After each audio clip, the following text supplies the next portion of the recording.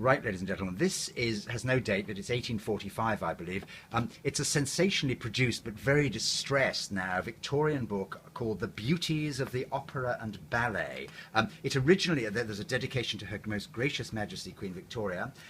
It originally had 10 portrait prints of stars of the opera and ballet in it. They have been removed, I presume, for framing, and the book is entirely disbound with 160 pages. I think the last page or two are missing. 160 pages loose within the binding. We'll get to the binding in a moment. But it has charming engraved illustrations of all the great ballets, Norma and Giselle, the operas and ballets, decorative borders to the pages, coloured borders to the page. It'd be a wonderful sort of decoupage piece.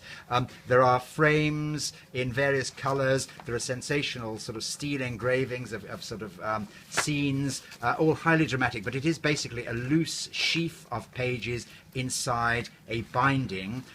But what a binding. It has a sensational gold block. Let's take the pages out. A bookseller has been selling it, even in this condition at some stage, for £80. Let's take the pages out, do with those what you will.